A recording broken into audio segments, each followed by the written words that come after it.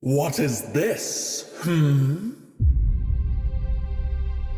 Is this the gratitude this cult showcases for the hard work these people have put into this project? Large, yes, but enough to sustain it?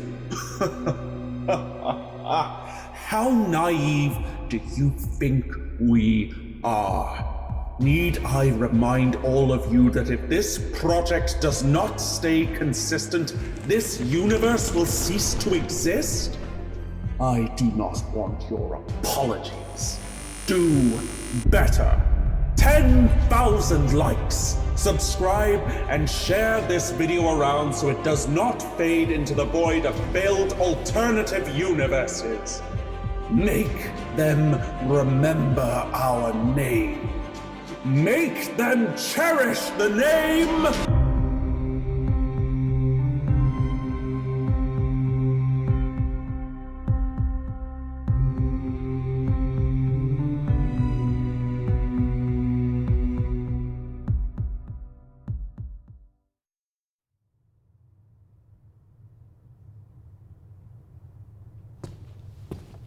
The air conditioning hums to greet Mark and Carl at the Guardian's headquarters.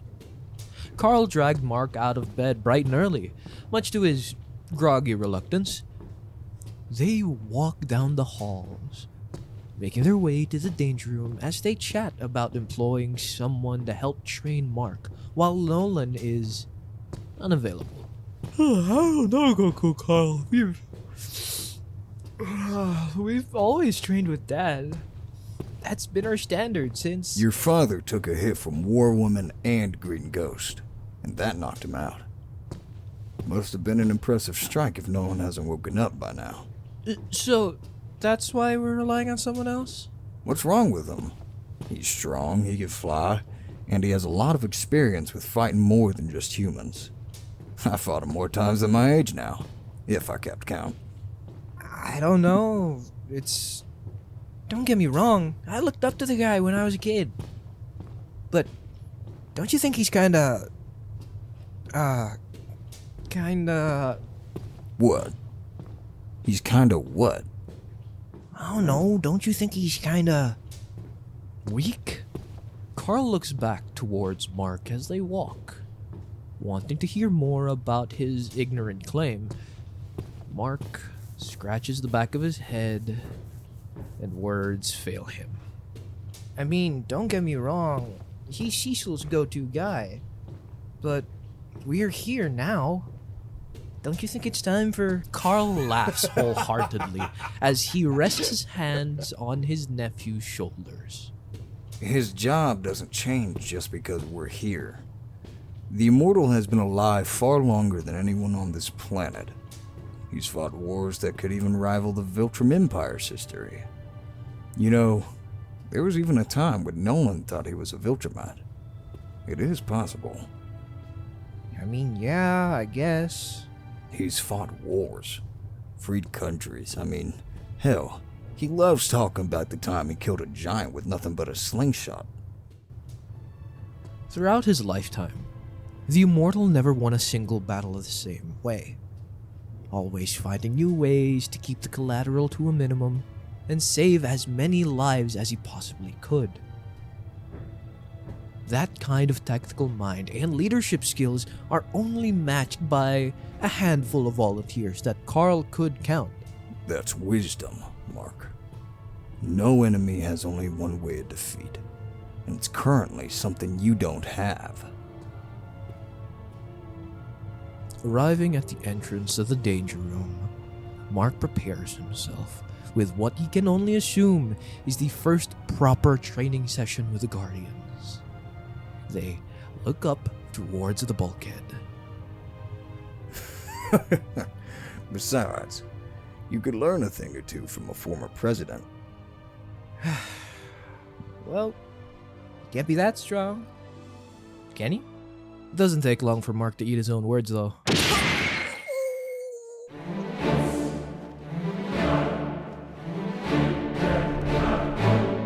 The more he uses his powers to gain advantages, the Immortal counters everything thrown at him with observation, technique, and complete control. He's tossed and humiliated into the ground, the ceiling, and some of the wall like someone flipping a pancake. Emotions dictate your actions, young man. This battle could have been yours 10 moves ago. Do all Viltrumites just flail their bodies in the air because they can fly? Shut up! Oh, I'm gonna make you eat those words, Lincoln! Mark gets justifiably frustrated by the fact that he can't land a single punch. Or at least even just connect seems impossible. Frustration takes a hold, getting sloppier and more reckless while the Immortal keeps his calm. He catches another punch Mark throws at him. If this is how the Liberator and Omni-Man taught their boy, I'm severely disappointed. Omni-Man has always taught him to use his anger effectively. The Immortal just reinforces them. Mark's sloppy motions fatigue him faster than he should, while the Immortal's precise movements conserve his. Did you walk into this fight assuming this would be easy? Oh, the fuck did that old man tell you, Immortal? Enough. This is your first lesson in becoming a part of the Guardians. The Immortal moves so fast that he barely has enough time to recover from exhaustion. Before he could even plant his feet, he gets hit by a solid 1-2 combo by the Immortal. Never underestimate your opponent. He offers his hand to the boy, offering him assistance in getting back on his feet. Mark looks up at the Immortal, more annoyed than anything.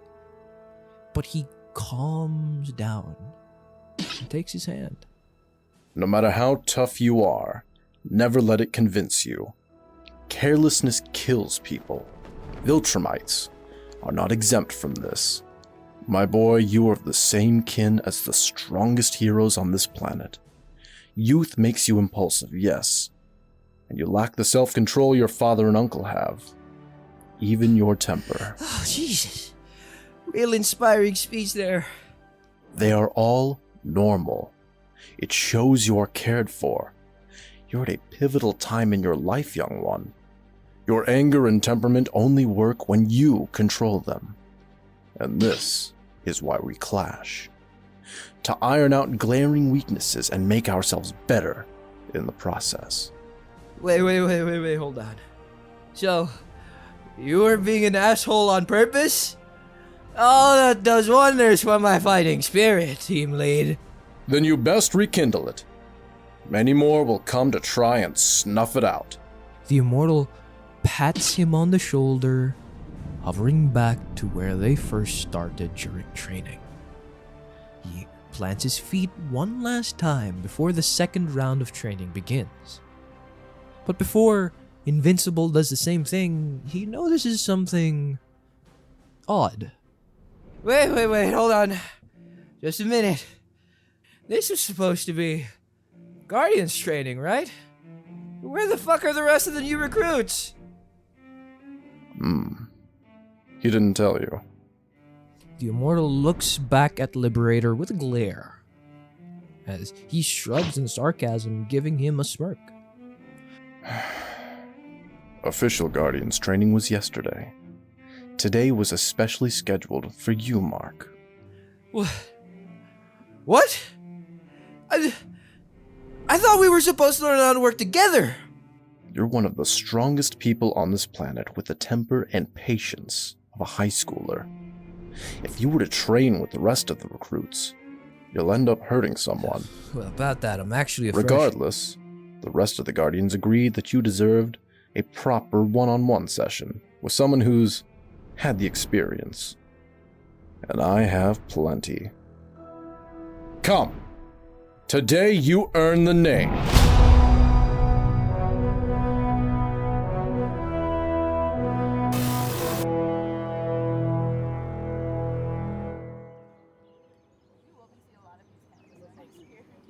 Inside of Upstate University, two familiar figures converse in the pantry of the teacher's lounge. Have you gone mad, Abraham? It's not exactly going to be easy for me either, Holly. But the man deserves to be heard. He tried to kill us! What more do you need from a man whose only intention is to conquer the planet? Carl made sure that would not happen. Exactly! Have the Liberator not been there, who knows what could have happened to the Guardians? You've seen how weak we could be! Aquarius didn't even have a fighting chance before getting squashed by that thing! I know. Then why do we not act now? I say we execute him before he wakes in his recovery pod! Do you hear yourself, Holly? That is not the war woman I know. Where is the woman that believed the Mahler twins could be a great asset to the GDA? Where is the woman who came from an island of Amazons to protect a world her people believed were so lost in their way they deemed us not worth saving? I cannot trust him again, Abraham! Then trust me! Holly goes silent. Abraham makes his case. They could still use Omni-Man's help when it comes to otherworldly creatures. Liberator and Invincible may not be enough when the time comes. She sighs, draining the emotion out while Abraham gently shakes her by the shoulder. Trust me when I say he'll explain everything. Finding their common ground, the two calm down and chuckle at the thought of executing a man without hearing his side first. You and your motivational speeches. I see why your students like you so much, Abe. You think so? Maybe they just like having a former president as their professor. Wait, did you? Of course not. Both of them share a knowing smile. And along the pathway outside of the school campus, Eve walks to campus, screaming at someone on the other end of her phone. By the sound of it, it's not good at all.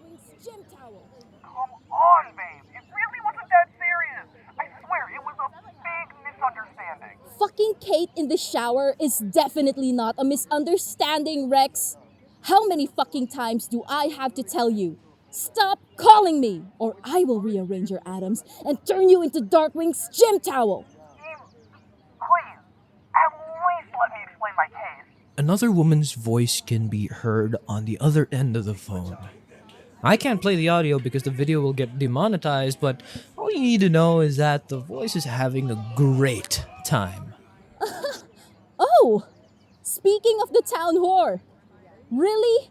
You couldn't even pull out for a minute to try and plead your case? What? No, that's just a recording of... No, wait, Eve, it's not... Save it, Sloan! I fucking quit. You and the team. Have fun fucking how many copies of her you want, and good luck finding another shifter that can save your ass every mission! Eve gets so mad that she crushes her phone in her hand, shattering it. Motherfucker!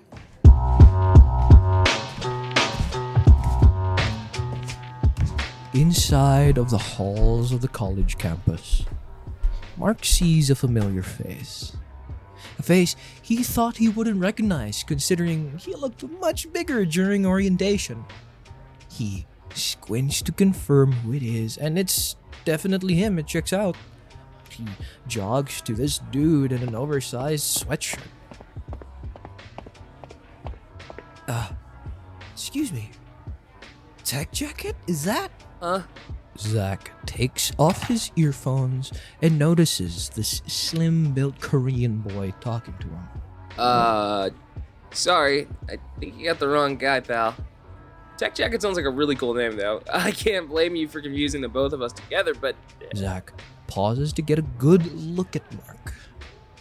Looking at him really closely, he focuses on his facial features. Brushed back hair and tan lines around his mouth area.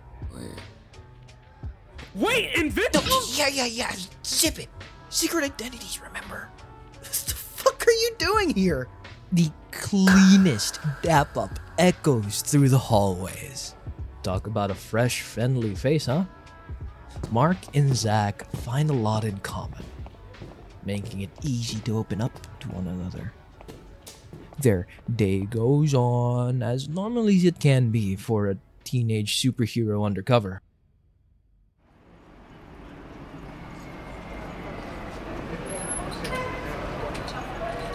The day goes by without anything eventful happening. The sun sets and everyone says goodnight to everyone. Mark and Zach reunite with Amber, introducing him to her while walking to their dorm. And William goes out to have a little fun. Eve still has a lot to process after today. The late night solo flight sounds good right about now, but before she could leave campus, she's greeted by a silhouette she did not want to see to end her day. Rex was waiting for her with a bouquet of flowers in one hand and a box of milk chocolates in the other. Eve's blood pressure spikes at the sight of him. But unfortunately, blowing in cover by flying off school grounds is currently not the best idea. She approaches the gates with full intent of pushing past Rex. Now, I know this isn't what you expected. Fuck off, Rex. I'm trying to save this relationship. At least listen to me first. The relationship was over when you let Kate lick your asshole in the shower. Before Rex could explain his side of the story, they both get out of range of the school surveillance. Eve flies off into the night sky as soon as he could, leaving him alone by the sidewalk. Oh, fuck. Fucking idiot.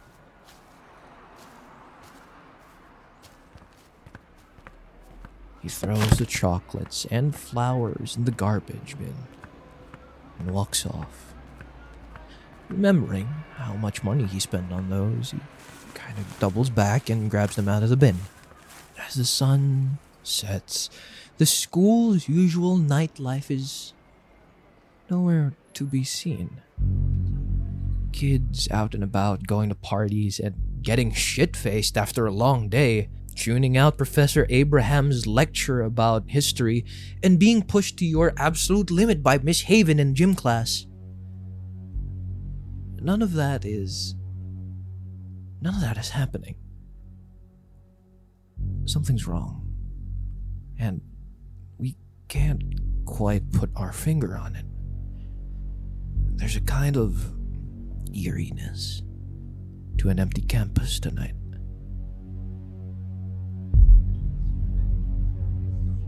A missing person notice is seen on the campus quad.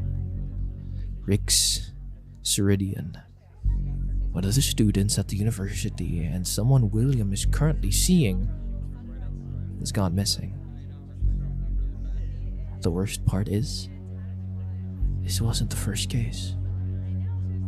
The quad is filled to the brim with missing students, and judging by how it looks, it seems to have been going on the entire semester. Mark, Amber, William, and Zach all approach the crowd to see what the fuss is all about. Mark and Zach push through the crowd and see the wall of missing people. Looking up and down, they have the urge to act. Jesus fucking Christ. Are the officials doing anything about this? Look at those numbers, Mark! That's a whole fucking class! While Mark and Zach look at the quad filled to the brim with missing people, a well-groomed student in a suit walks past everyone. Pushing past Mark and Zach, he looks up at the wall of missing people. Astonishing, isn't it, gentlemen? Dude, what are you on about? Where'd you even come from? I'm talking about how this sorry excuse of a university not only has poor security, but they blatantly do not care about their own people to open a case or alert the authorities. A shame, really.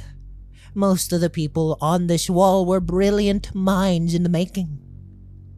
Some more physically capable than others.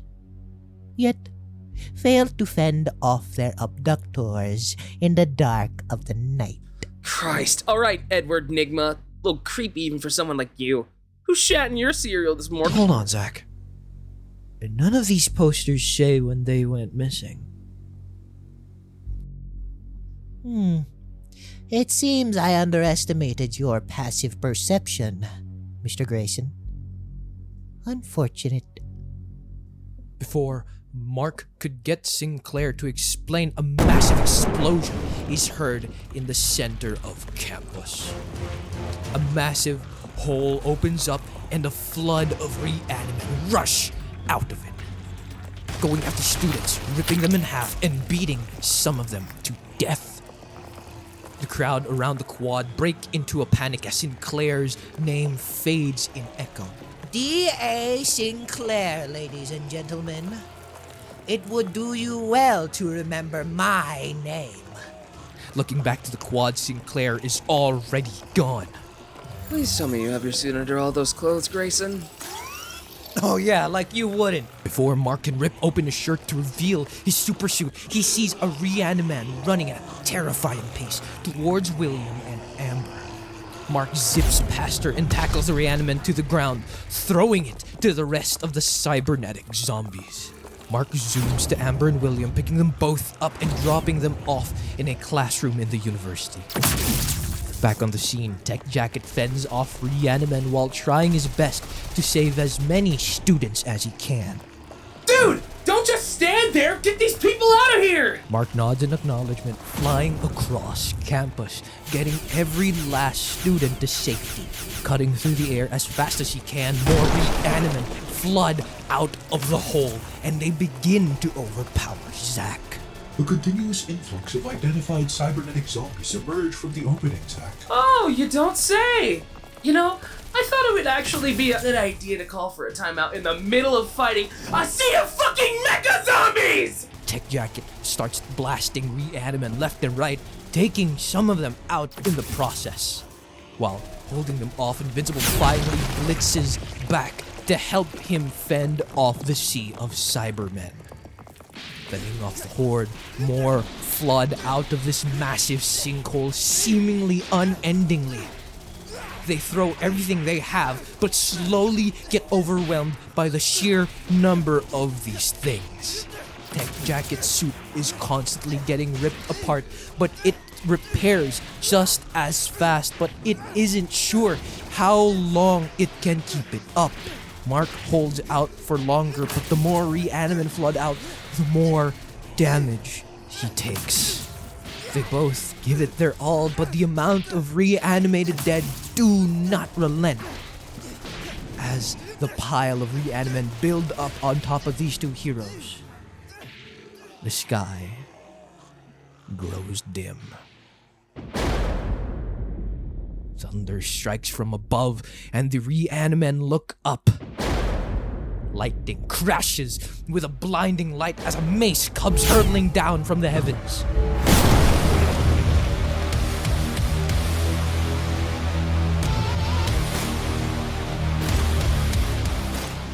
She's ready for the large wave of ReAnimen flooding towards her. Grabbing her mace firmly, she swings it hard. Every arc like a heavy wave of force, decimating a handful of ReAnimen at a time. On the opposite side of the field, more ReAnimen go flying in the opposite direction. The Immortal stomps and quakes through the horde, trying to stop him. He carves a path towards Tech Jacket and Invincible. Stopping directly by them, he skirts from the sheer speed as a command bellows through the air.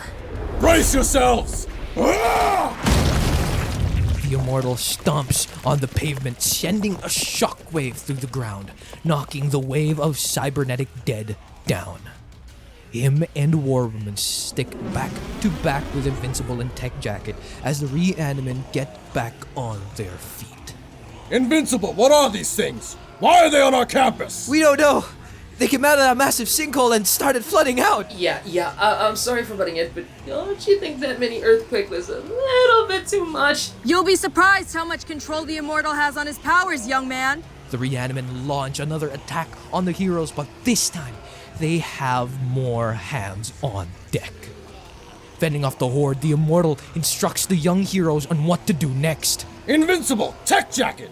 Get to that sinkhole and find out whatever's making these things tick. Yeah, no chance, Unc. We can't just leave you and Miss Haven out here without— Names, Tech Jacket! Besides, we can handle these things quite well.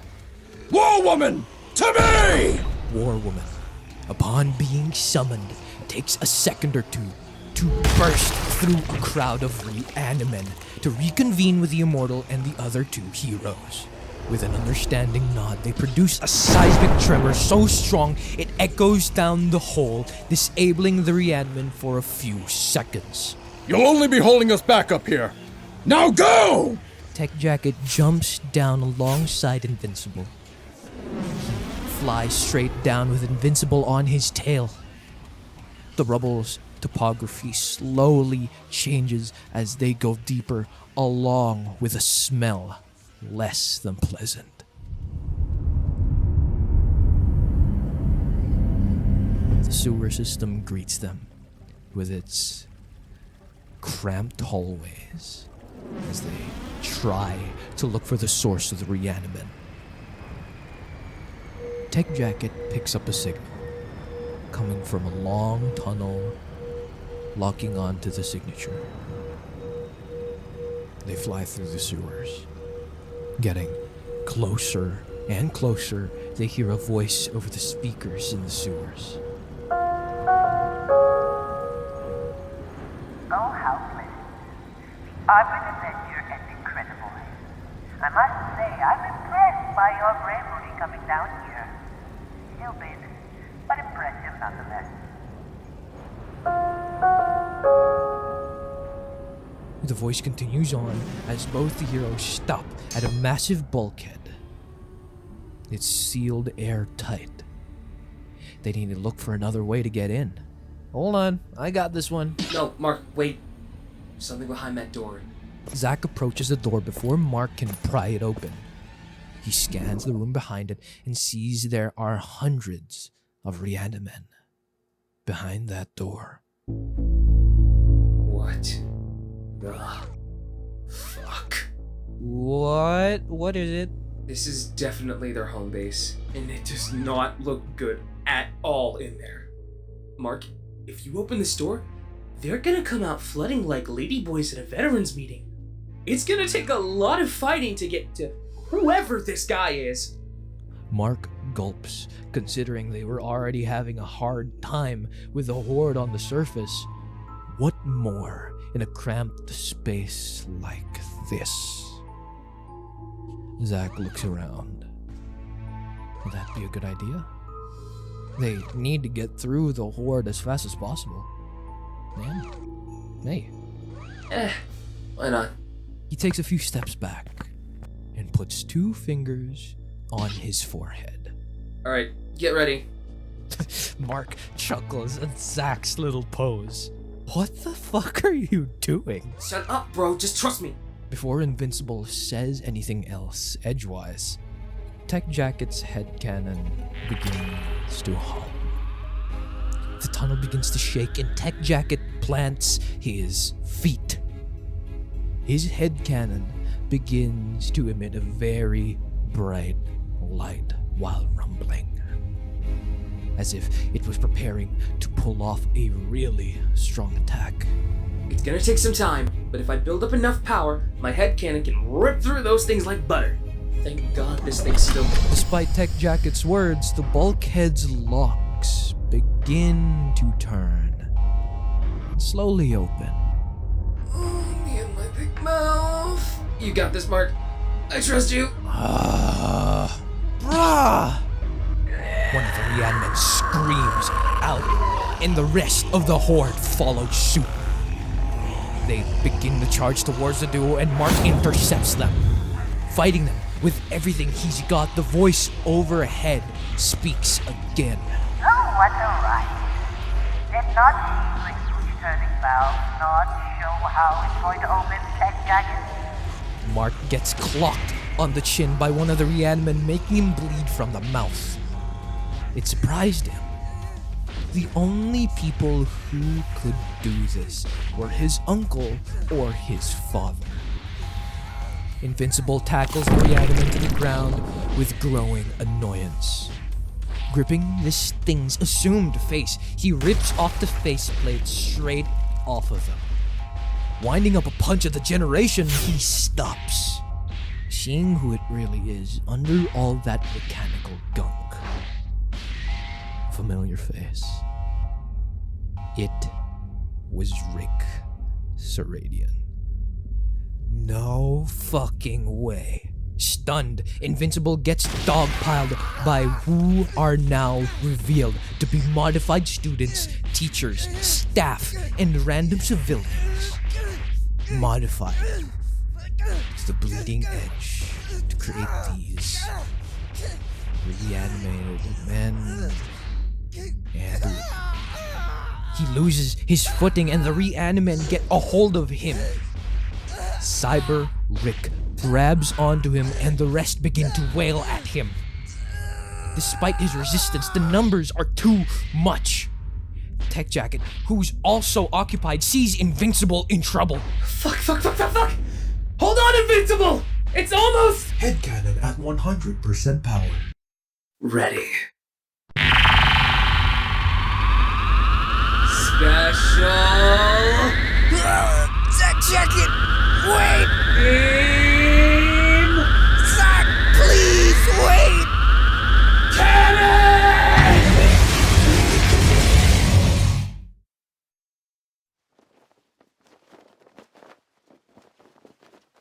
In a time of desperation, he gets a flashback of what his father told him when he was younger. Mark, when you get your powers, I need you to remember something. You have the strength to do anything you could ever want. In the wrong hands, our power could be weaponized, and it has been. Other people will tell you that you can't do what I'm about to tell you, son. But we're not other people. So remember these words, my boy.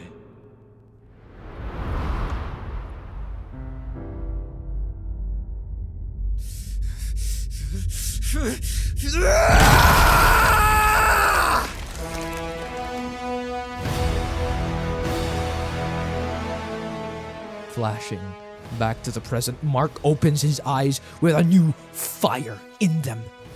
Grabbing Rick, he slams him to the wall, incapacitating him. He grabs the second ReAnimen that was about to throw another punch, and he knocks him out too. Can't save! Time slows down for Mark as he tackles the nearest ReAnimen, knocking them out and pushing them out of the way of Zach's trajectory. Flying faster and getting every single ReAnimen out of the way before Zach's beam can even hit any of them. He takes a hit, trying to get a few out of the way, burning his skin in the process. He ignores it. With one last punch, he grits his teeth, and the last of the ReAnimen are saved. Everyone! And Zach's beam finally breaks through the bulkhead.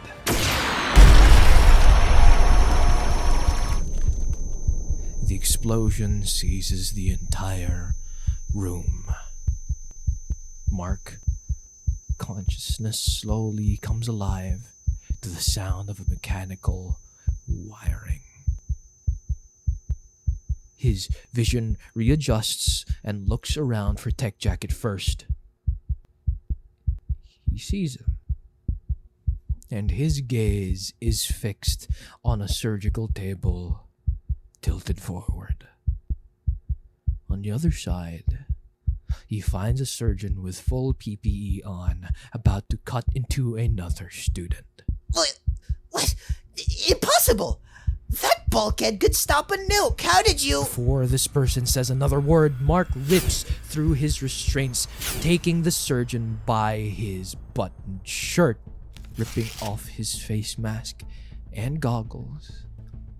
It's revealed to be D.A. Sinclair, the weird kid who would not shut up about human evolution in every science class that he was in. Jesus Christ. I knew you were weird, Sinclair, but this? This is just evil.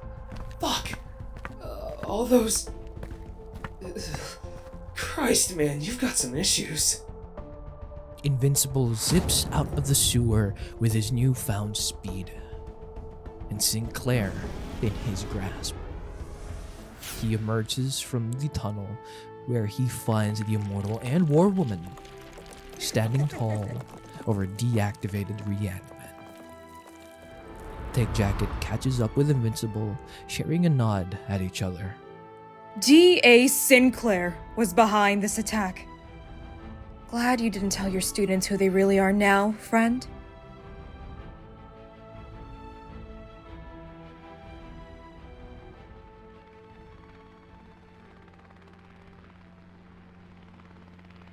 "30 minutes later, the GDA arrive to clean up the mess Sinclair started.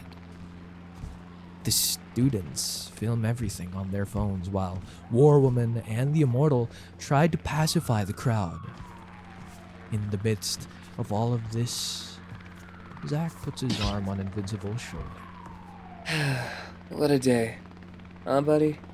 I think I'm good on bionics for the rest of the semester. Hey, I'll catch you later, Tech Jacket. Before Mark could go, Donald walks out of the chopper and approaches Mark. It seems like he's got news. Invincible, good work out there. Capturing Sinclair before he could do any more damage to the campus was an outstanding move. Hey, Donald. It's good seeing you here, but I need to find my girlfriend. What is it Cecil needs me to know? It's big news. Your father's awake.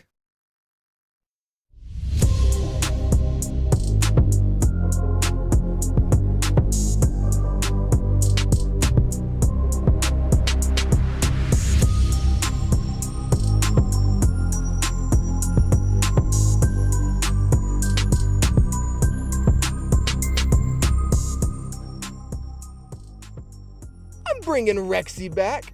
If this gets 69 likes, I'm letting it all hang out.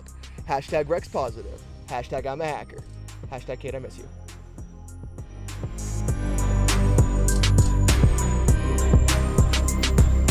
Hi.